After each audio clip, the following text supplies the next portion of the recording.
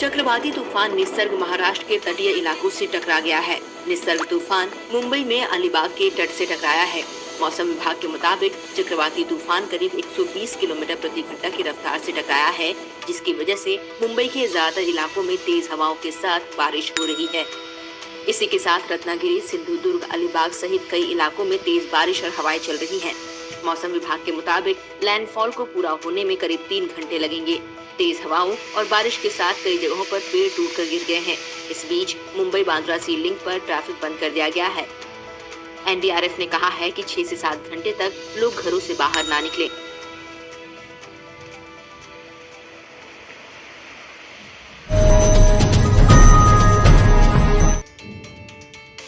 माया नगरी मुंबई पर तूफान का साया पड़ा तो बॉलीवुड ने एक सुर में लोगों को इससे सावधान किया। अक्षय कुमार, प्रियंका चोपड़ा और विक्की कौशल ने मिलकर सभी मुंबईकर्स को तूफान के वक्त सरकार के नियमों का पालन करने की सलाह दी है। खिलाड़ी अक्षय कुमार ने सोशल मीडिया पर वीडियो पोस्ट कर लोगों को सुरक्षित रहने की सलाह दी। तो भी हम मुंबईकर घबराने वालों में से नहीं हैं। अपनी सुरक्षा की तैयारी में जुट चुके हैं। अक्षय ने कहा कि उन्हें पूरा विश्वास है कि मुंबई वासी इस बिन बुलाए मेहमान से आसानी से निपट लेंगे। एक और तूफान से डट कर लड़ेंगे। सबसे पहले घर से बाहर न निकलें। निसर्ग तूफान को लेकर प्रियंका चोपड़ा और विक्की कौशल ने लोगों को आगाह तो किया, लेकिन साथ में उन्हें थोड़ी चिंता भी है। प्रियंका को अपने भाई और मम्मी की चिंता हो रही है, तो विक्की कौशल को तूफान की वजह से मचने वाले कोहराम का डर सताया जा रहा है।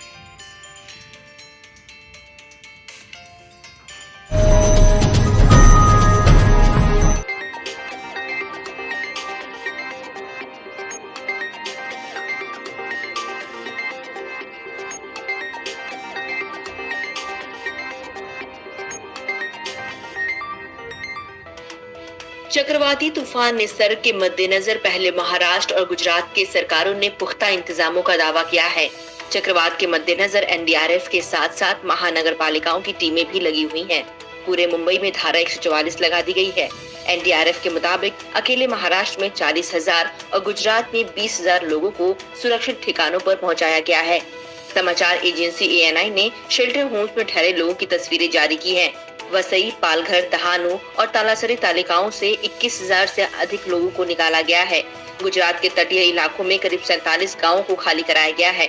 एनडीआरएफ के मुताबिक प्रभावित राज्यों और केंद्र शासित प्रदेशों में 40 टीमों को तैनात किया गया है और अतिरिक्त टीमों को भी एयरलिफ्ट किया गया है।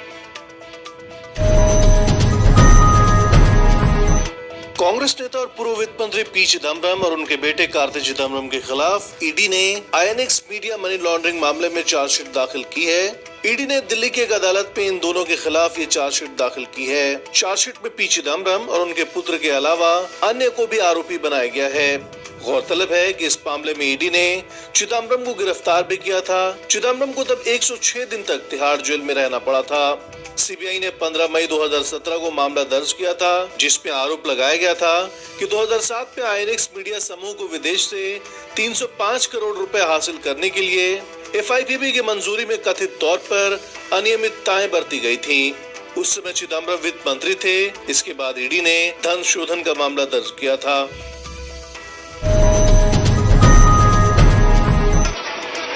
लद्दाख को लेकर भारत और चीन के बीच बढ़ते तनाव के मद्देनजर अब भारत ने पूर्वी लद्दाख में अपने युद्धक विमान मिराज और सुखोई को तैनात कर दिया है। भारतीय सेना के पायलट पूर्वी लद्दाख में अपनी वायु सीमा के अंदर इन युद्धक विमान से उड़ान भर रहे हैं। गलवान घाटी में थल सेना ने जरूरी युद्धक सामान समेत जवानों और अधिकारियों की अतिरिक्त तैनाती भी शुरू कर दी है। एलओसी से एलएसी पर बड़ी संख्या में जवानों की शिफ्टिंग पहले ही की जा चुकी है। दरअसल मंगलवार को लद्दाख से महज 30 से 35 किलोमीटर दूर चीनी लड़ाकू विमानों को उड़ान भरते देखा गया है, जिसके बाद भारतीय सेना और सतर्क हो गई है। साथ ही किसी भी स्थिति से निपटने की पूरी तैयारी के साथ चीन के हर कदम पर नजर रखी जा रही है। अमेरिकी राष्ट्रपति डोनाल्ड ट्रंप ने मंगलवार देर शाम प्रधानमंत्री नरेंद्र मोदी से फोन पर औपचारिक बातचीत की। इस दौरान डोनाल्ड ट्रंप ने पीएम मोदी को आगामी G7 बैठक में हिस्सा लेने के लिए न्योता दिया। ये बैठक अमेरिका में ही होनी है। बता दें कि डोनाल्ड ट्रंप ने हाल ही में कहा था कि G7 का मॉडल पुराना हो गया है और अभी के वैश्विक हालातों को देखते हुए लगता है कि बड़े लोकतंत्रों को एकजुट करना ही होगा। ट्रंप की इस पहल को दुनिया भर में चीन को अलग थलग करने की ओर अग्रसर एक कदम के तौर पर देखा जा रहा है। दोनों नेताओं के बीच भारत चीन सीमा पर बढ़ रहे तनाव को लेकर भी चर्चा हुई और प्रधानमंत्री मोदी ने अमेरिका को हालात के बारे में जानकारी दी।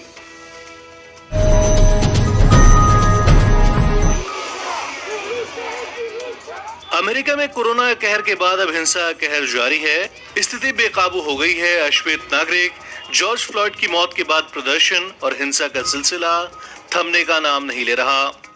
ऐसी स्थिति है कि कई शहरों में कर्फ्यू लगा दिया गया है, लेकिन प्रदर्शनकारी फिर भी रुकने का नाम नहीं ले रहे हैं। प्रदर्शनकारियों द्वारा तोड़फोड़, मारपीट और लूटपाट की घटनाओं के बाद अमेरिकी राष्ट्रपति डोनाल्ड ट्रंप ने इन हिंसक प्रदर्शनों को घरेलू आतंकवाद करार दिया है। स्थिति पर नियंत्रण पाने के लिए अमेरिका के 24 राज्यों में अमेरिका ने ताकत झोंक दी है। इन राज्यों में नेशनल गार्ड के करीब 17,000 सैनिकों की तैनाती की गई है। इस प्रदर्शन की आग अमेरिका के 140 शहरों तक पहुंच गई है। वहीं कई शहरों में कर्फ्यू लगा दिया गया है, लेकिन हिंसा, लूट, अराजकता और अव्यवस्था का दौर जारी है।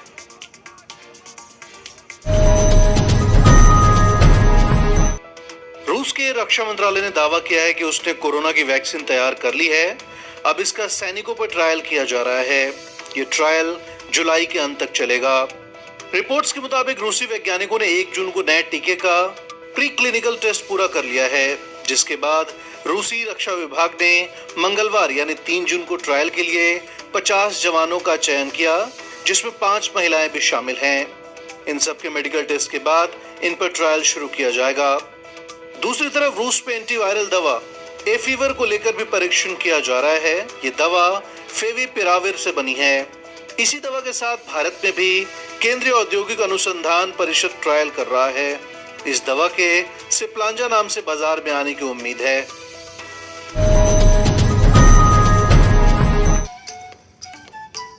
अनलॉक 1 के दौरान उत्तराखंड में पर्यटन और धार्मिक गतिविधियों को खोलने की छूट मिलने के बाद अब राज्य सरकार 8 जून से 4 धाम की यात्रा को शुरू करने का फैसला लिया है। रिपोर्ट्स के मुताबिक 8 जून से सीमित संख्या में श्रद्धालुओं के साथ 4 धाम यात्रा शुरू होगी। उत्तराखंड के कैबिनेट मंत्री मदन कौशिक ने बताया कि शुरुआत में केवल राज्य के लोगों को ही यात्रा करने की इजाजत होगी। यात्रा के दूसरे चरण में दूसरे राज्यों से बात कर बाहरी यात्रियों के लिए इसे शुरू किया जाएगा, ताकि मंदिर में भीड़ ना हो और सोशल डिस्टेंसिंग का पालन किया जा सके। बता दें कि बद्रीनाथ, केदारनाथ, गंगोत्री और यमुनोत्री के पार्ट मई और अप्रैल महीने में खोल दिए गए थे, लेकिन कोरोना वायरस के खतरे को देखते हुए यहाँ श्रद्धालुओं के आने पर पाबंदी लगाई गई थी।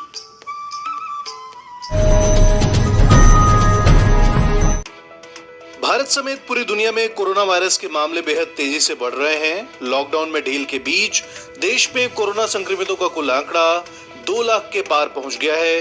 केंद्रीय स्वास्थ्य मंत्रालय के ताजा आंकड़ों के मुताबिक बुधवार सुबह 8 बजे तक देश में कोरोना पॉजिटिव मामलों की कुल संख्या 2,07,615 हो गई है।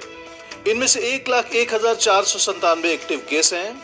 हालांकि ठीक होने वालों का आंकड़ा बढ़कर 1,03,003 हो गया है, जबकि इस महामारी के कारण 5,815 लोग अपनी जान गंवा चुके हैं। तो वहीं दुनिया भर में कोरोना पॉजिटिव केसों की संख्या बढ़कर 64,52,390 के पार पहुंच गई है, जबकि इस महामारी ने 3,82,479 लोगों की जान ले ली है। हालांकि अब तक पूरी दुनिया में 30,66,696 लोग कोरोना से रिकवर होकर घर भी लौटे हैं।